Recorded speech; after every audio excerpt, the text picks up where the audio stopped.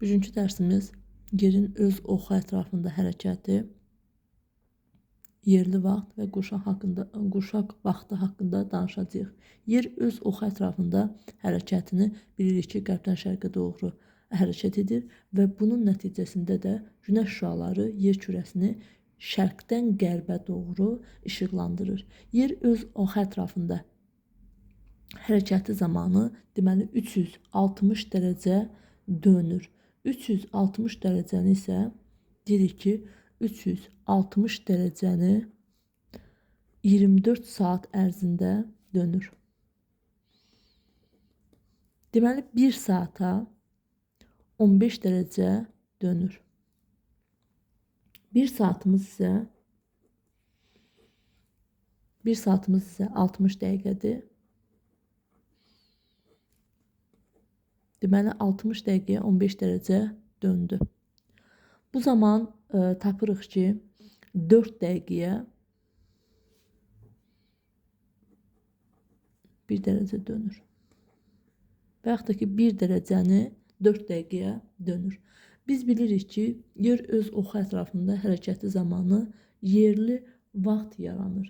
Yerli vaxt yaranan zaman deyirik ki, bir meridian xətti üzərindəki vaxt yerli vaxt adlanır. Deməli, yer kürəsi şərti olaraq 360 meridiana bölündüyü üçün yerli vaxt da 360 yerli vaxta ayrılacaq. Hər bir meridian arasındakı vaxt fərqi isə deyirik ki, 1 dərəcə olduğuna görə 1 dərəcəni vururuq 4 dəqiqəyə və 4 dəqiqə aralarında fərq olacaq. Bu zaman tapırıq. Məsəl üçün 30 dərəcə şərq uzunu və 50 dərəcə şərq uzunu arasında baxaq ki, nə qədər fərq var, yerli vaxt fərqi var. Hər ikisi şərq yarımkürəsində yerləşdiyinə görə 50 dərəcədən çıxırıq 30 dərəcəni. 50 çıxılsın 30 bərabər edir 20 dərəcə. Aralarındakı fərq 20 dərəcədir. 1 dərəcə də bilirik ki, 4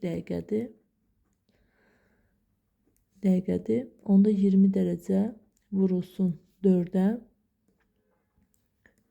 80 dəqiqə vaxt edir.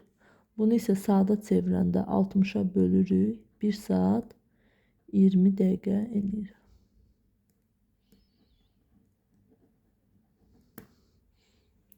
Deməli, eyni yarımkürədə olduğuna görə çıxdıq. Amma əks yarımkürədə də ola bilər. Məsəl üçün 30 dərəcə qərb yarımkürəsində və 0 dərəcə Greenwich meridianı və 50 dərəcə şərq uzunu. Arasındakı məsafəni tapırıq. Neçə dərəcə fərq var. Bu zaman əks yarımkürədə olanda toplayırıq. 30 dərəcə üstə gəlinsin 50 dərəcə. 80. Və 1 dərəcədə bildik ki, 4 dəqiqədir. 80 dərəcədə nə qədərdir? 320 dəqiqə. Saata çevirəndə bölürük 60-a. Alırıq. Deməli 5 saat 20 dəqiqə.